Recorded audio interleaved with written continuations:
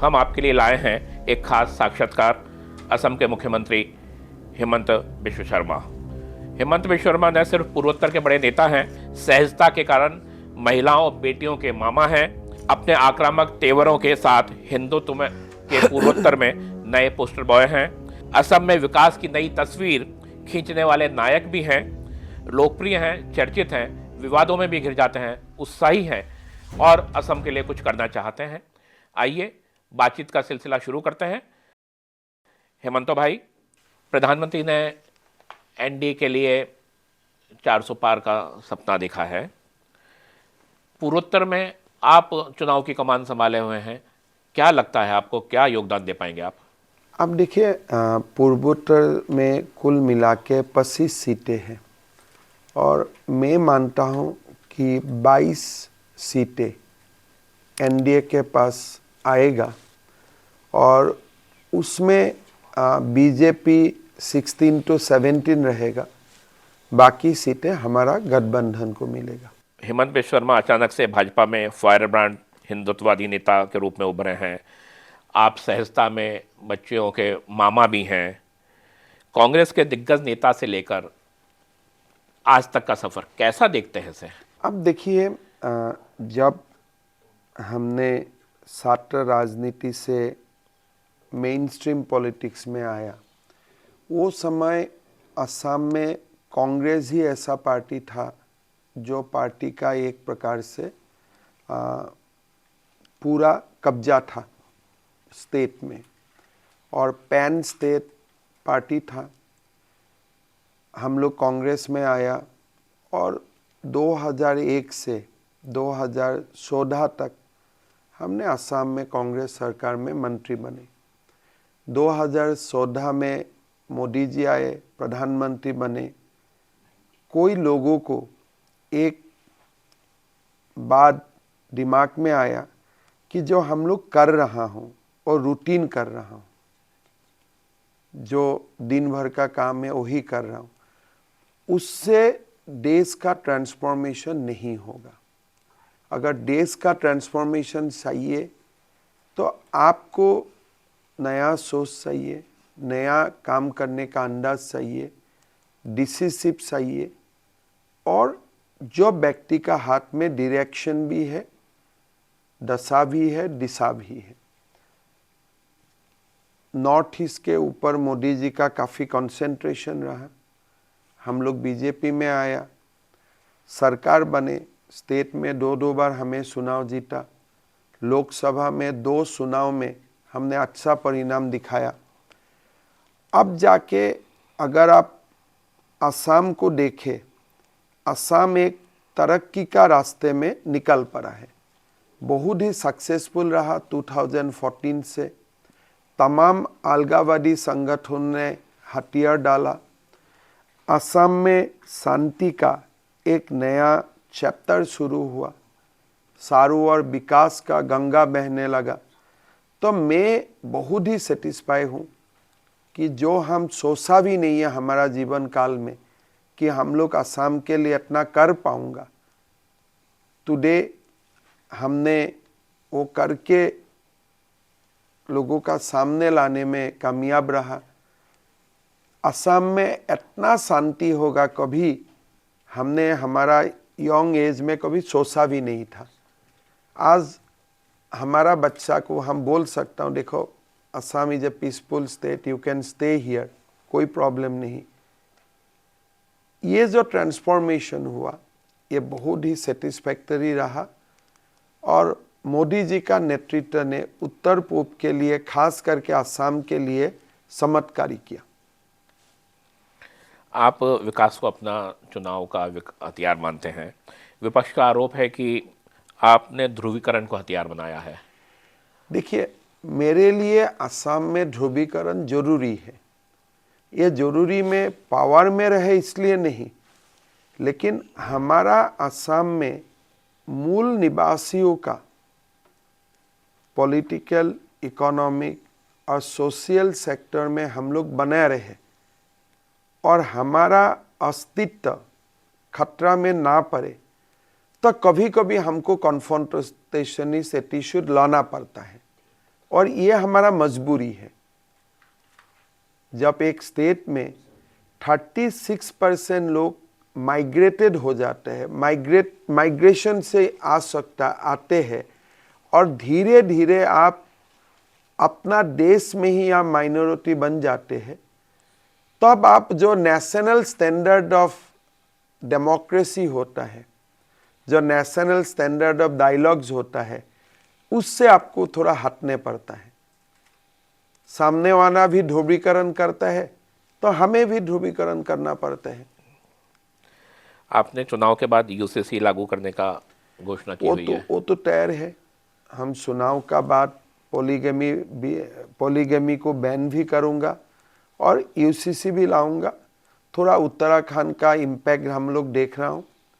भारत सरकार ने उत्तर प्रदेश का कानून को स्वीकृति दिया है। हम असम में भी हम लोग रेडी हैं। कब तक हो जाएगा?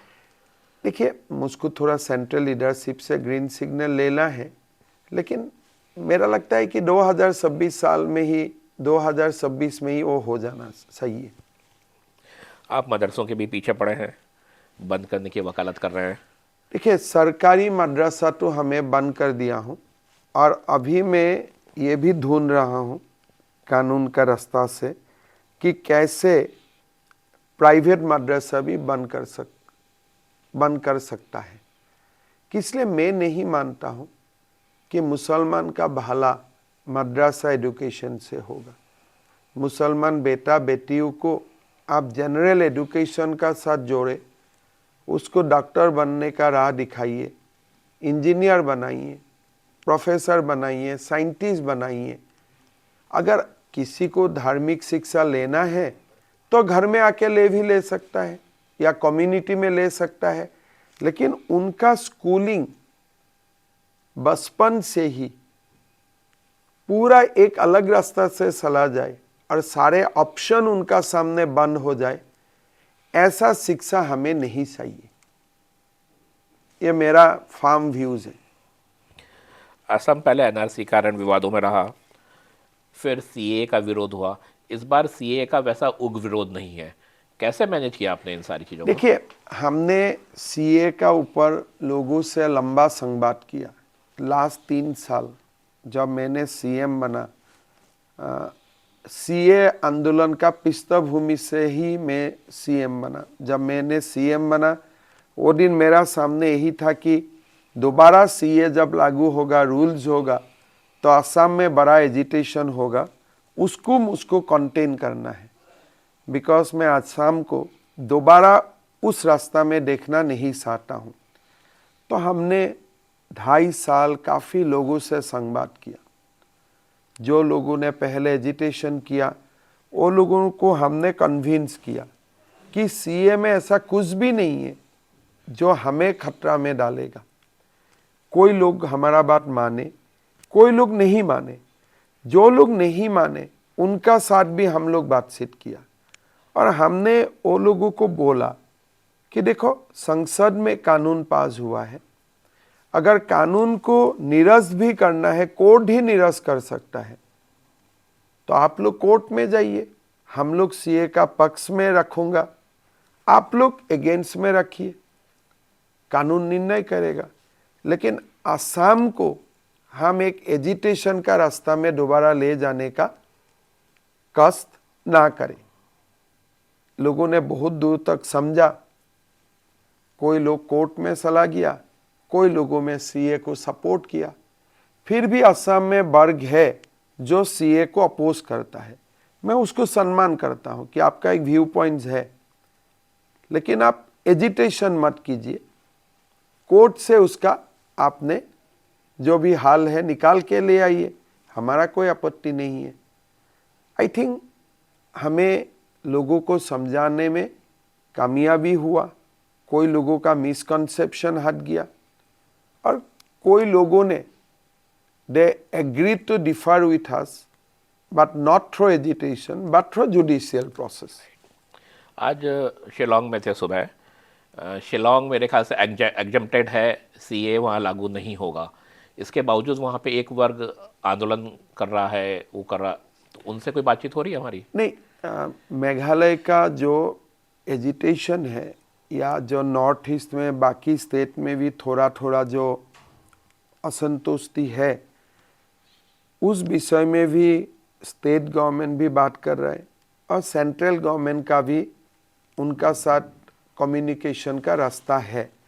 तो पूरा नॉर्थ ईस्ट में ही इस बार कुछ एजिटेशन नहीं हुआ, लेकिन विरोध नहीं हुआ ये मुझको नहीं बोलना चाहिए।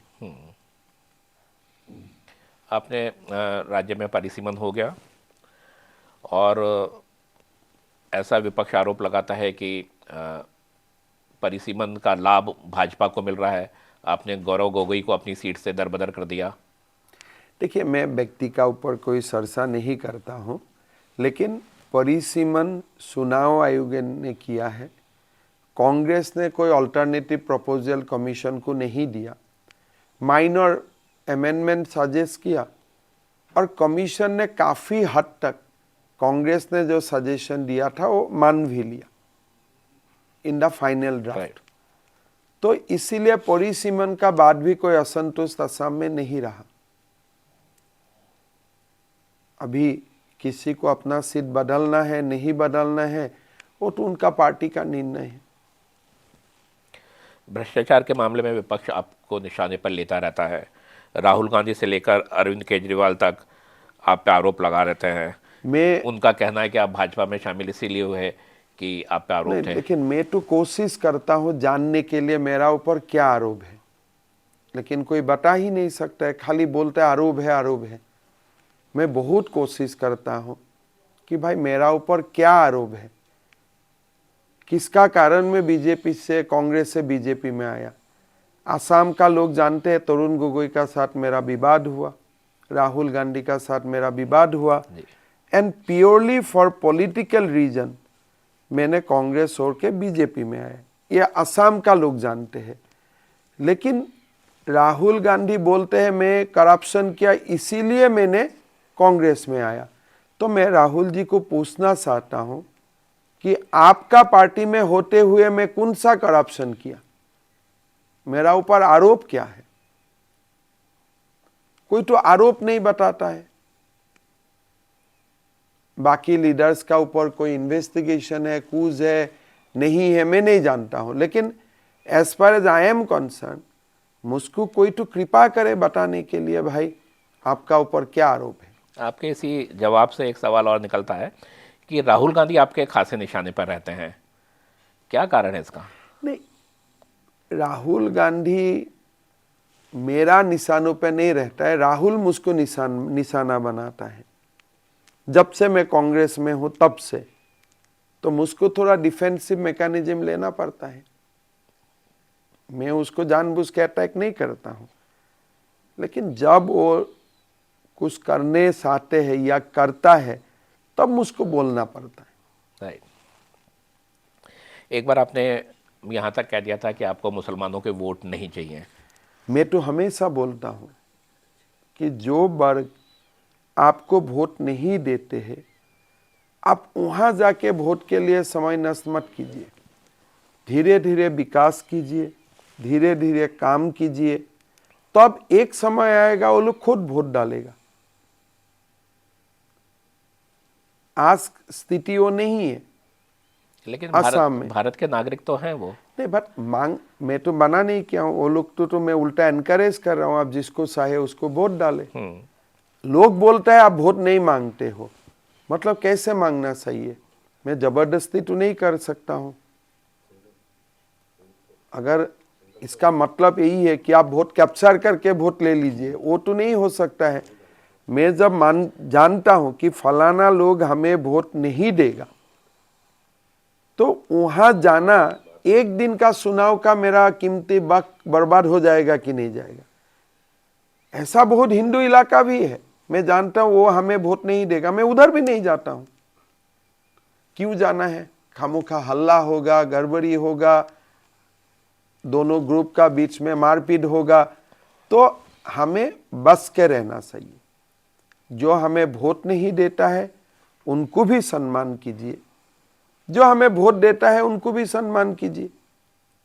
बाकी किससे मैं वोट मांगू किससे मैं वोट नहीं मांगू वो मेरा अधिकार क्षेत्र में पड़ता है। कोई तो चुनाव आयोग का नीति नहीं है कि आपको कोई ना वोट डाले तब भी आप उधर जाके वोट मांगो। लेकिन अब आप कह रहे हैं कि मुसलमान बेटियां, मुसलमान महिलाएं आपको वोट दें। देखिए 2021 में मैंने बोला कि अभी वो लोग कोई लोग हमें वोट नहीं देगा और सचमुच नहीं दिया। जी, लेकिन 3 साल में हमने काफी काम किया मुसलमान बेटियों में, मुसलमान माओं में।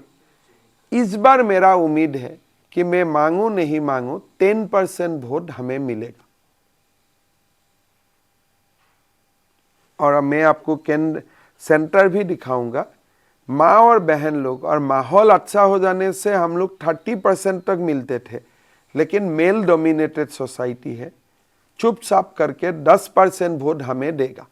आप लंबे समय तक कांग्रेस में असम का मुख्य चेहरा रहे, अब भाजपा में हैं, एक अरसा हो गया आपको भाजपा में। दोनों पार्टियों का बेसिक अंतर क्या है जो आपको महसूस होता है? देखिए, एक तो हमें सब जानता हूं कि एक परिवारवादी पार्टी है, एक डेमोक्रेटिक पार्टी है। सो फंडामेंटल डिफरेंस तो है ही, लेकिन नीतियों में जो हमारा नेशन फास्ट नीति रहा, कांग्रेस का वो नीति नहीं रहा। अभी भी आप कांग्रेस का मैनिफेस्टो देखें, वो भारत का चुनाव के लिए बनाया है कि पाकिस्तान का चुनाव के लिए बनाया है, आपको कोई फर्क नजर नहीं आएगा। वो क्रिमिनलों के लिए बनाया है कि सिटीजन्स के लिए बनाया है, आपको फर्क नहीं आएगा। तो इसीलिए कांग्रेस और बीजेपी का बीच में कोई कंपेयर ही नहीं है। कांग्रेस अगर लेफ्ट जा रहा है, हमें राइट जा रहा हूं, तो फर्क बढ़ते ही रहता है, फर्क कम नहीं होते। आपको नहीं लगता कांग्रेस के मैनिफेस्टो से असम में कांग्रेस को कोई लाभ होगा? मैंने मैनिफेस्टो बहुत जोर से पढ़ा भी नहीं हूँ, सरसा भी नहीं है असम में कांग्रेस का बहुत ज़्यादा, लेकिन जो मैंने पढ़ा उससे मुझको लगा कि ये तो मैनिफेस्टो पाकिस्तान में ज़्यादा चलेगा। आज प्राइम मिनिस्टर ने बोला था आज इलेक्शन कमीशन में शिकायत करी है कांग्रेस ने। अरे ये तो हमारा फंडामेंटल राइट्स है, हमें जो मैनिफेस्टो पढ़ के जो रिएक्शन मन में आया वो बोलना पड़ेगा, नहीं तो मैं झूठ बोलना पड़ेगा। नहीं, हमें एक किताब पढ़ने का बाद उनका कोई असेसमेंट मांगे तो हमें तो ऑनेस्ट असेसमेंट ही देना पड़ेगा। अगर हम ऑनेस्ट असेसमेंट नहीं देता हूं, then I become dishonest. 2 Lok Sabha के चुनाव में बीजेपी ने बेहतर प्रदर्शन किया, लगातार दूसरी बार विधानसभा चुनाव आप जीते। अब आपको और आगे क्या लगता है, बीजेपी का क्या पूर्वोत्तर में भविष्य होना है? देखिए, पूर्वोत्तर में अभी भी हमारा पास कोई स्टेज है, हम अभी भी वीक हूँ in terms of BJP. Meghalaya, Nagaland, Mizoram, these are states where we are minor players but we are in government. मेरा लगता है कि वो सारे स्टेट में हमारा आगे जाने का अभी भी बहुत स्कोप है। हम लोग और काम करेगा तो विल गो फर्दर, आगे एडवांस होते रहूँगा। असम में मैं आपको जैसे बताया 34-35% मुस्लिम लोग हैं। हमें विदाउट तुष्टीकरण, जस्टिस को सामने रखते हुए वहां भी हमें जाना पड़ेगा। हमें मुसलमानों का बीच से ही एक नेशनलिस्ट मूवमेंट को भी खड़ा करना पड़ेगा। तो इसीलिए हमारा असम में मेरा जो लक्ष्य है कि आप एक समय तुष्टीकरण ना करें, लेकिन जस्टिस को सामने रखते हुए आप घुसिए, वहां में भी वोट छोड़ दीजिए, लेकिन लोगों को एक नेशनलिस्ट फ्लेवर दीजिए। मद्रासा नहीं, जनरल एजुकेशन, बहुगामी विवाह नहीं, आप एक ही शादी कीजिए। बच्चा को 16 साल 18 साल का नीचे शादी मत करवाइए, शिक्षा दीजिए। तो ये तमाम काम अभी भी हमारा बाकी है। तरुण गोगोई जी आपके नेता रहे, गौरव उनके बेटे हैं, आपके व्यक्तिगत रिश्ते कैसे हैं? मैं बातचीत नहीं करता हूँ बहुत ज़्यादा। मैं जो ब्लू ब्लडेड लोग हैं उससे मैं दूर रहता हूँ। आपके लिए कहा जाता है कि क्योंकि गौरव को पुत्रमोह हो गया था तरुण गोगोई जी को। देखिए, वो एक समय का बात है ना। तरुण गोगोई जी जीवित है, उनका बारे में मुझको चर्चा भी नहीं करना है। लेकिन मैं थोड़ा सा जो सेकेंड जनरेशन पॉलिटिशियन है, बड़ा बड़ा उनका पिताजी का बहुत बड़ा नाम है, विथ फ्यू एक्सेप्शन मैं ऐसे लोगों का साथ बहुत ज़्यादा बातचीत नहीं करता हूँ। अगर वो बास का आगे का दरवाजे में आते हूँ तो मैं पीछे का दरवाजे से उतर जाता हूँ। मैं थोड़ा अपने आप को संभाल के रखता हूँ। Very good. ये आपकी लोकप्रियता असम में पूर्वोत्तर के सारे राज्यों में है। लोग आपकी जो काम का स्टाइल है उसके दीवाने हैं। लोगों का कहना है कि कब सोते हैं, कब जागते हैं, कब कहाँ पहुँच जाते हैं, कुछ मालूम नहीं चलता। इसकी प्रेरणा क्या आप मोदी जी से प्रेरित है? देखिए, मोदी जी ने बीजेपी का सारे सीएमओ का दिलो दिमाग में एक कंपटीशन का स्पिरिट डाल दिया है। 6 महीना में हमारा परीक्षा भी लेता है सबको बैठा के एक साथ। तो ना वो सोते हैं ना हमें सोने देते हैं। तो एक इतना बड़ा हर सीएम को बुला के हर 6 महीना में एक एक एग्जाम लेता है, तुम क्या किया, तुम क्या किया, तुम क्या किया। तो हमारा हमेशा 6 महीना में एक बार टेस्ट हमें देना पड़ता है। तो तैयारी रखना पड़ेगा। इतनी व्यस्तताओं में परिवार के लिए, अपने लिए समय कैसे निकालते हैं? मेरा शुरुआत से ही स्टूडेंट पॉलिटिक्स से मैंने मेन स्ट्रीम पॉलिटिक्स में आया, तो रूटीन पहले से ही थोड़ा सा अनसेटल रहा। तो थोड़ा क्या है, हमारा पूरा सारे फैमिली ही लेट सोते हैं। 1-1:30 बजे का पहले कोई नहीं सोते हैं। तो हमारा जो पारिवारिक टाइम है और रात 10 बजे का बाद ही शुरू होता है या 11 बजे का बाद। कुछ सुनना, गुनगुनाना पसंद करते हैं? मेरा Asami songs, there are few songs of Bhupen Hazarika, Jayant Hazarika, these are very close to my hearts. सबसे आपको पसंदीदा कौन सा है? आपको थोड़ा सा दिक्कत होगा, these are Assami songs, but there are few songs which I'll share with you with Hindi and English lyrics. आपको अच्छा लगेगा। जी। पढ़ने का समय निकालते हैं? मैं अच्छा से पढ़ने का कोशिश करता हूँ। ताज़ा कोई किताब पढ़ी हो आपने? ताज़ा मैंने अभी अगर एक्चुअली क्या होता है, मैं जब फ्लाइट में जाता हूँ हमेशा एक किताब में निकाल लेता हूँ और एक एक किताब 2-3 घंटा जो समय होता है पढ़ने का मैं कोशिश करता हूँ। उसमें मैं बायोग्राफी और किसी का बारे में लिखा हुआ है वो पढ़ने में मेरा ज़्यादा रुचि रहता है। तो वो सब किताब मेरा पास आते रहता है, मैं पढ़ते रहता हूँ। पारिवारिक समय में किचन के लिए समय निकाल पाते हैं? कुछ मदद करते हैं? नहीं कर पाते। मैं थोड़ा किचन से दूर ही रहता हूँ। नहीं, लेकिन पॉलिटिकल किचन में तो आप खूब एक्टिव रहते हैं। नहीं, घर का किचन से मैं दूर रहता हूँ। जो वाइफ का मोनोपोली है उसमें मैं नहीं जाता हूँ। वो खिलाता है तो खा लेता हूँ, लेकिन घर में खाना खाने का समय ही बहुत कम मिलता। नहीं तो ये माना जाए कि घर में मुख्यमंत्री वही हैं? घर में भी मैं काम भी करता हूँ, बच्चा का साथ जो भी 1-1.5 घंटा मुझको समय निकालता है बच्चा का साथ मैं समय बिताता हूँ।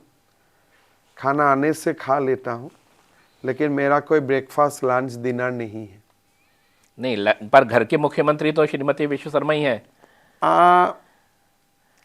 उनका भी अपना काम है, वो भी घर में बहुत ज़्यादा समय नहीं देता है, मेरा साथ जैसा ही है। जी जी। लेकिन कुल मिला के हम लोग, मेरा 2 बेटा बेटी है, हस्बैंड वाइफ, खुश है। सारों समय निकाल लेता हूँ सारों के लिए और अच्छा से भगवान का कृपा है, सब कुछ अच्छा चल रहा है। बहुत बहुत धन्यवाद आपका।